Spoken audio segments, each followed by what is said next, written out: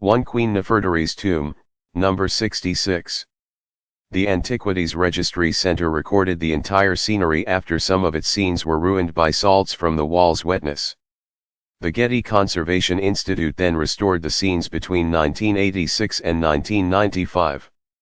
Expert opinions on its scenery varied.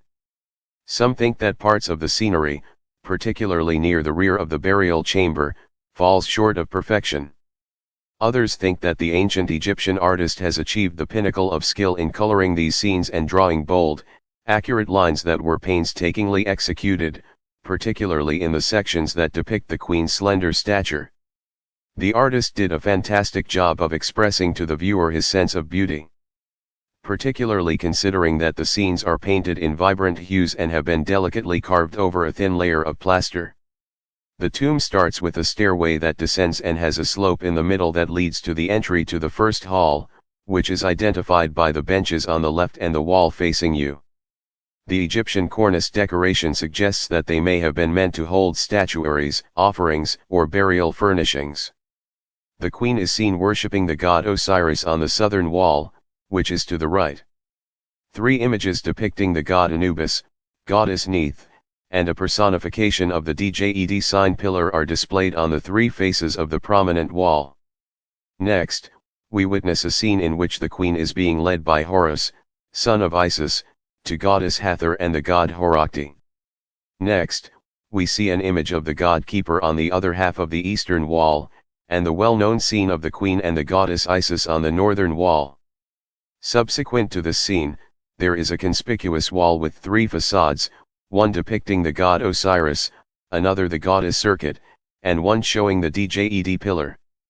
The well-known scene on the left, southern wall, depicts the queen sitting inside a shrine and playing a game similar to checkers. Senet. In front of her is the Ba bird, which has a human face and is said to represent the soul in ancient Egyptian culture. The shrine is adorned with Egyptian cornices. Regarding the western wall, there are multiple scenes depicted therein, the most significant of which is the scene in which 2 lions form the sign of Ake, chapter 17 of the Book of the Dead, with one lion representing yesterday and the other representing tomorrow.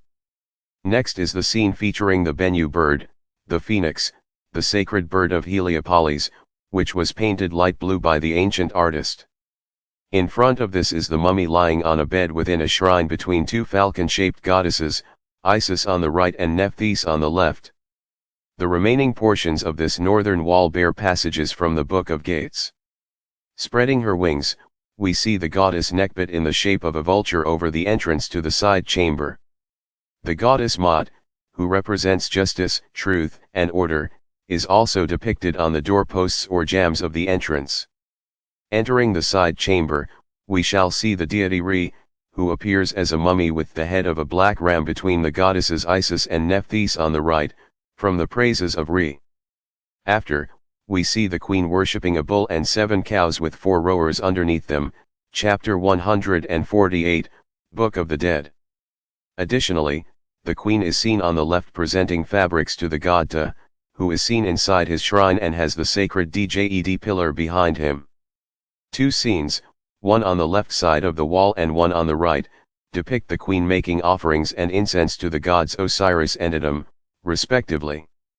A scene depicting the queen giving an inkwell and writing palette to the god Jehudi, the god of knowledge and writing, can be seen on the wall to the north.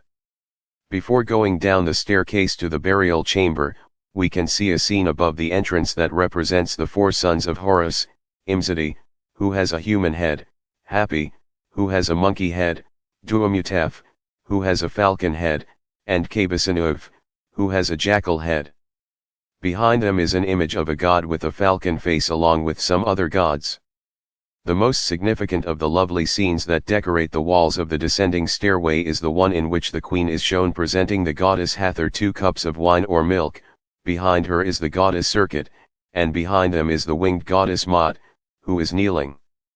The alike scene is depicted on the wall opposite it, but here the goddesses Isis and Nephthys have taken the places of Hathor and Serket respectively. A scene depicting a massive winged serpent guarding the queen's name or cartouche is also decorated on both walls. Beneath the scene are representations of the goddesses Isis and Nephthys as well as the god Anubis, who is depicted as a jackal resting atop his shrine. The burial chamber is finally reached. It has 4 pillars arranged in 2 rows, and typical images depicting the queen in her different relationships with the gods and goddesses are painted on its facades. A spacious opening between the pillars is reserved for the sarcophagus, and a narrow stairway leads down to it from either side. Regarding the scenes, the majority are from the Book of Gates and the Book of the Dead and are destroyed. 3 side chambers, one on the right, one on the left, and one facing us, set the chamber apart.